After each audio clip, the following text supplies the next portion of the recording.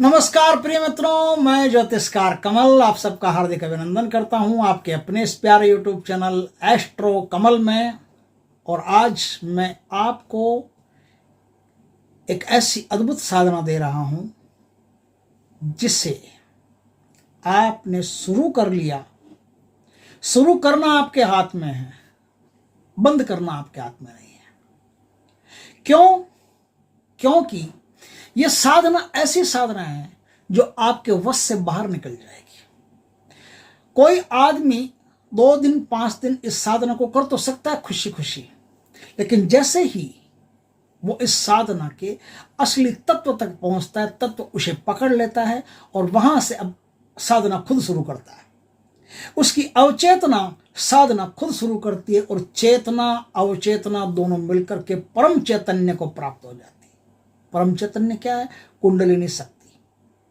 आपका मूलाधार चक्र में इस साधना की जो शक्तियां होती है मूलाधार चक्र में, वो शक्तियां आपके जैसे ही आप मंत्र को बोलना शुरू करोगे, मूलाधार की शक्तियां जागृत होना शुरू हो जाएगी।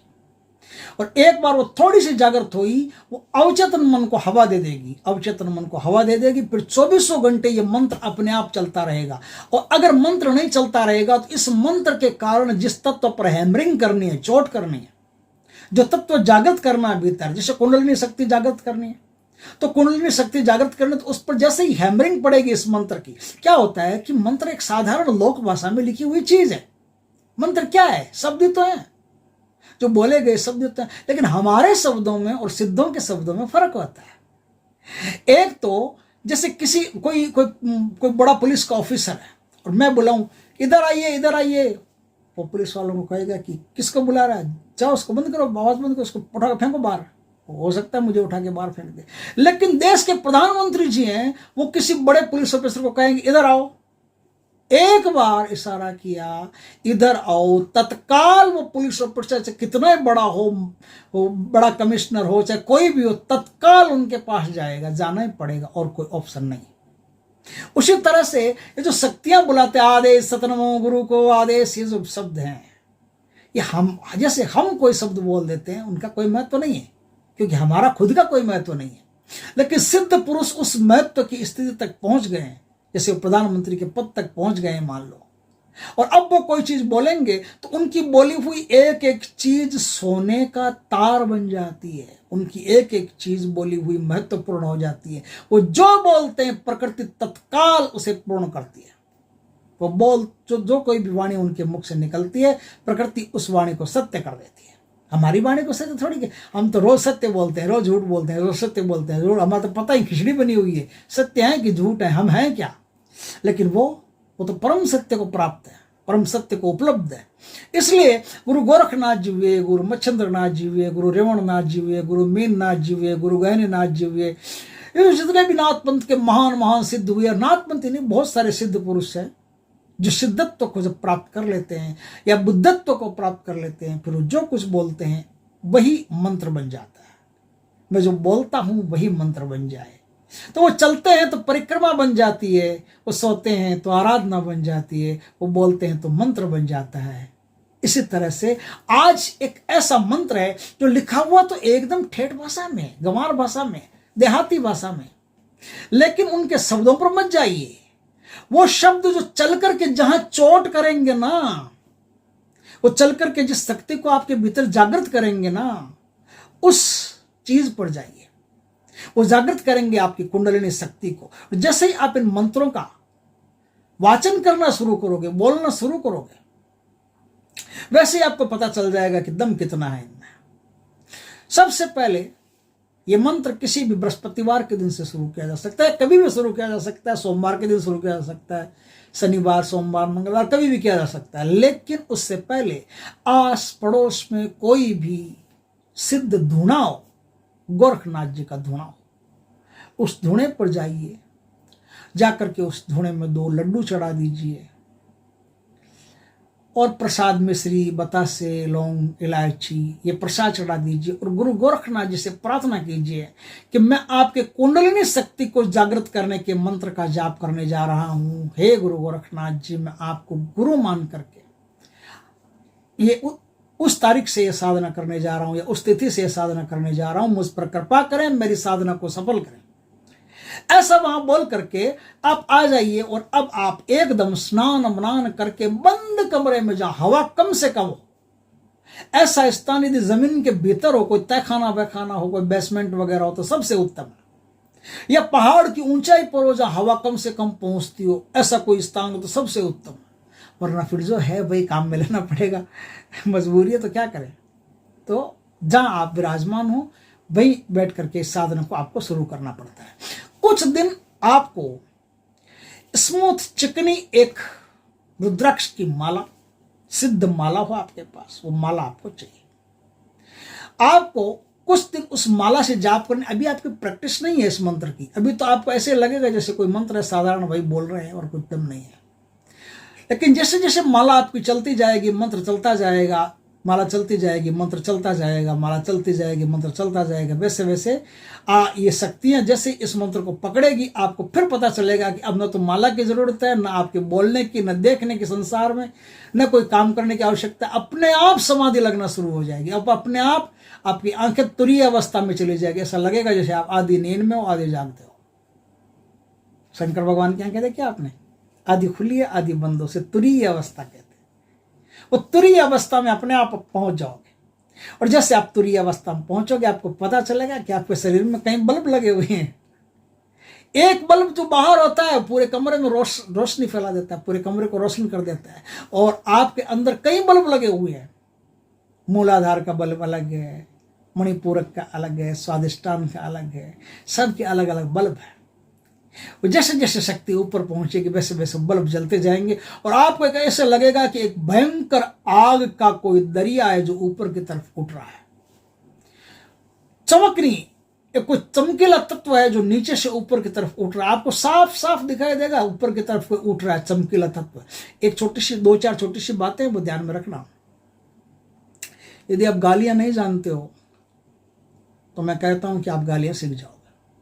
जैसे आपकी कुंडलिनी शक्ति जागृत हुई, आप माँ का मारना सीख जाओगे, गालियां सीख जाओगे। तुरंत आपके मुंह से ये प्यार भरे शब्द नहीं निकलेंगे। जैसे जब कुंडलिनी जागृत होती है ना, जिस आदमी की कुंडलिनी जागृत होती है वो कोई प्यार व्यार से नहीं बोलता, किसी से बोल ही नहीं सकता, मजबूरी है उसकी, वो संसार में किसी से बोल ही नहीं सकता।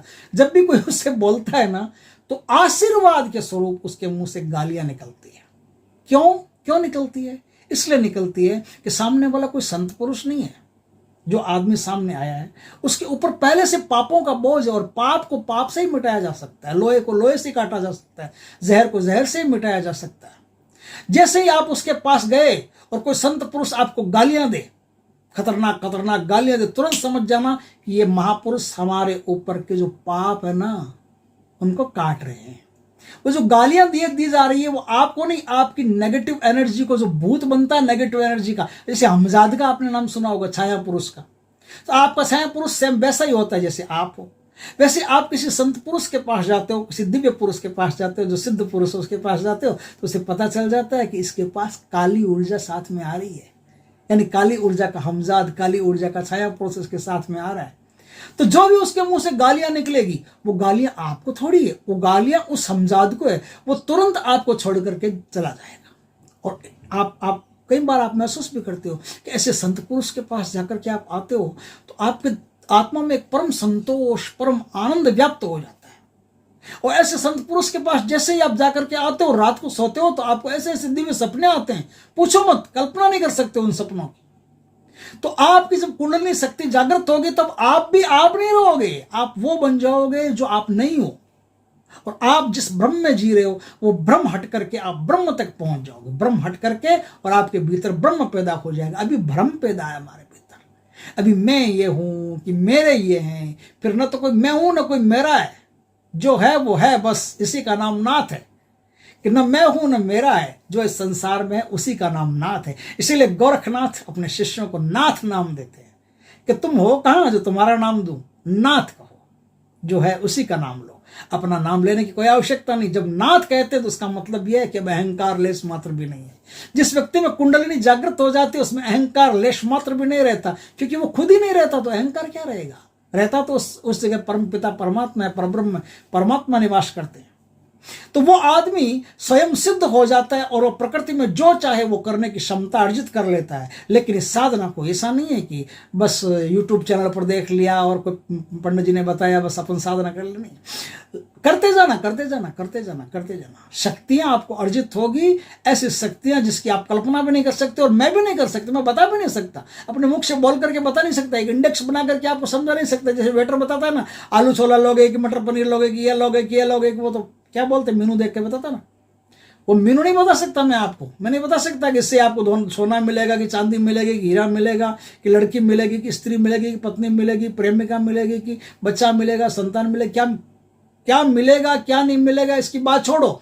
जो मिलेगा इतना अद्भुत है कि वो हर आदमी के समझ में नहीं आ सकता, न तो सुनने वाले के समझ में आ सकता है न बोलने वाले के समझ में आ सकता है। इतनी उच्च कोटि की चीजें हैं वो कि उन्हें बोल करके बताया नहीं जा सकता, वो तो अनुभव की चीजें हैं।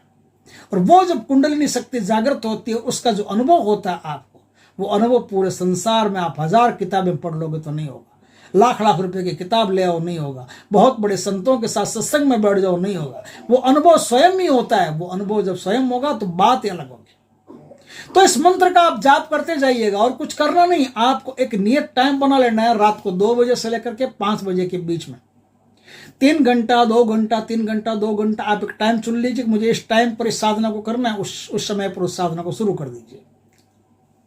फिर देखिए चमत्कार क्या आपके साथ होता है।